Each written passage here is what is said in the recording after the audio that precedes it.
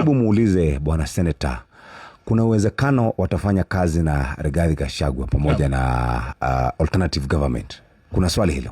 Kwanza wacha niseme kwamba jukumu lililopo mbele yetu ni zito sana. Mimi ninakubali kwamba ni jukumu zito. William Ruto, for all his flaws, pia yeye ni mwanasiasa, pia yeye na watu wake. Sasa yuko na serikali upande wake, wanasema wako na deep state, yale mambo yote ambayo tulikuwa tunaambiwa na sisi. Na kwamba kibarua hicho kinahitaji kwamba kuwe na ushirikiano. Yes. Itakuwa jambo la kuvunja moyo sana ati tuamke 2027 William Ruto amepita na kura 200,000 kwa sababu Sifuna alimea pembe akasema yeye pia ako kwa debe. Kalonzo akasema ako kwa debe. DCP wakatoa candidate. Iwapo mtampa William Ruto hiyo nafasi ya kurudi, tutakuwa tumewakosea Wakenya, kwa sababu Wakenya kwa kweli wanaumia. Na Wakenya wametuambia wanataka nchi tofauti. So what are we supposed to do? We are supposed to give Kenyans hope that we as a political leadership, ambao wote tumekubaliana kwamba huyu mjamaa hafai kuwa kwenye hii ofisi hata siku moja zaidi. Lazima tufanye yote ambayo yanawezekana, ili kuhakikisha kwamba tumemuondoa pale kwenye mamlaka. Iwapo itachukua kwamba muungano wa kisiasa uwe muungano mmoja mkubwa, na kuwe na majina mawili pekee kwenye debe, ya William na mwingine kutoka upinzani, tufanye kazi kuwe rahisi. Hata wale mashosho wetu hawataki kupewa ballot mrefu kama zile za MCA, unaona ziko na watu 30 hapo. Unataka kuangusha William, hauoni pali candidate wako yuko. Tupatie Kenyans a ballot paper that is 2 names peke yake. Huyu incumbent na yule ambaye tunataka kumuingiza. Na itapelekea kwamba kuwe na mazungumzo mazito. Tuzungumze, tuangaliane kwenye macho vile tunaangaliana na wewe Jeff. Tukuulize wewe, mtazamo wako wa nchi ni upi? Ungependa kufanya mambo gani? Kama sisi vijana tunaamini kwamba tunataka turudishe nchi ama taifa kwenye reli ya maadili. Iwapo Kenya hii ingekuwa inaongozwa na maadili, ndugu yangu, maadili ambayo yako pale, kwa sababu Kenya ina historia. Ukisoma katiba ya Kenya, kuna vitu ambavyo Wakenya walifika mahali wakasema tunataka tuache kufanya, na mengine ambayo tulisema tunataka tuanze kufanya. Ukisoma ile preamble ya katiba, itakupa historia hiyo. Wanasema Wakenya wanataka serikali ambaye inaamini maadili 6 muhimu. Ya kwanza ni human rights ama haki za kibinadamu. Na kuna sababu Jeff inaanza na human rights.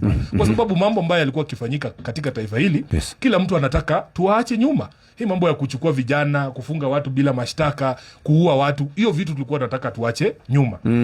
Alafu kuna kitu inaitwa utawala wa kisheria. Utawala wa kisheria ni kwamba kila mtu ako na haki kisheria. Mtu hawezi tumia mamlaka yake kukuhujumu ati kwa sababu Sifuna ni senator nikuje nivunje biashara yako. Unajua kuna mambo inafanyika hapa hii Kenya kwa sababu ya hii ukubwa. Unakuta hata kwa soko. Soko ikijengwa bana, unasikia MCA amechukua stalls 50. Wanakuja wanalia kwa ofisi yangu, wanasema list ya watu walikuwa kwa soko ni tofauti na watu ambao wamepatiwa ile soko. Tulikuwa siku nyingine kwenye soko la Kahawa West. Watu wako na soko ndani ya soko ya Kahawa West. Alafu jamaa anakuja anachukua, anaweka stalls nje ya gate ya soko. Alafu sasa traders wananiuliza, Sifuna, sisi tunalipa kanjo kila siku. Ndio watu wakuje kuingia kwa soko wanunue, na tunahitaji watu wanunue vitu zetu ndio tulipe kanjo. In fact, our West Market was giving Nairobi County the biggest amount of collections every day. Alafu unakuja unaweka stalls hapa mbele. Ukiuliza hizi stalls ni za nani? Na mtu gani anatumia akili gani kuweka stalls hapa mbele? Yani kwa sababu hatuna utawala wa kisheria. Ukijaribu kuvuruga huyo mtu, unakuta yeye sasa ndiye akona polisi makanjo. Sasa watu wanashindwa, what are we supposed to do? Sisi wale ambao tunafuata sheria tunahujumiwa. Unanielewa? So tunataka utawala wa sheria. Utawala wa sheria pia unamaanisha hauwezi kunishika tu unifungie mahali.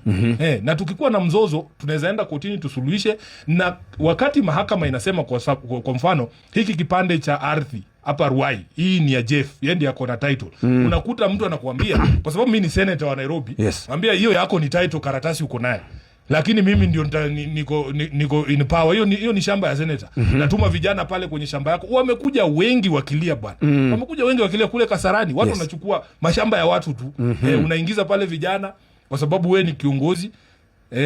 Mtu anakuja ati wewe sijui Kotodo, na mwambie hiyo ni yako. Hakuna mwekezaji Jeff anaweza weka pesa yake mahali ambapo kuna vitu kama hivi.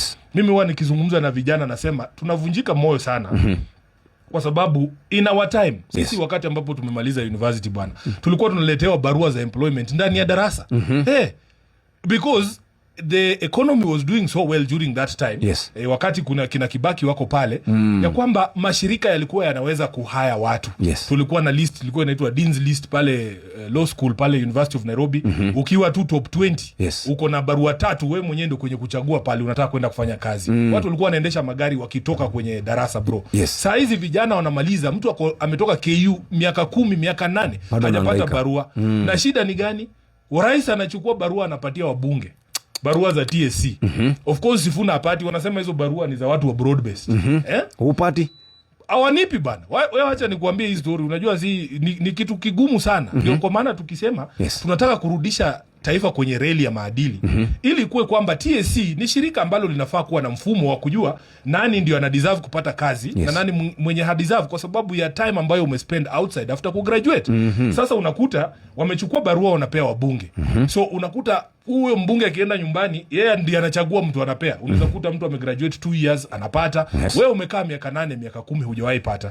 Nilienda nyumbani Christmas mwaka uliopita, mama yangu ananiuliza, wewe na hii mdomo yako mingi, si unyamaze, ndugu zako wako hapa, kwa sababu pia yeye ameletewa list. Yes. Ameletewa list ndugu zangu wenyewe. Wenye wamegraduate hiyo miaka 8 10 wanangoja, wanasema, na unajua wabunge wakikuwa na hizi barua kila mtu anajua. Yes. Wanasema Sifuna, wewe umeficha barua. Yes. Nawaambia mbele ya Mwenyezi Mungu mimi sijapewa barua, sina barua. Unaona? Wao wako nazo. Wao wako nazo. Yes. So huo mfumo it's not sustainable. Yes. We need to restore meritocracy, kwamba kila mtu akuwe na haki. Yaani iwe fair system. Yes. So wakati tunazungumza na hawa ndugu zetu, tunataka tujue kama pia wanaamini kwa huo mfumo wa maadili, na tuweze kubadilisha. Wakenya wanataka mabadiliko. Hata tukibadilisha kitu moja tu, tumalize ufisadi kwa mfano, tutakuwa tumesaidia taifa hili. Yes.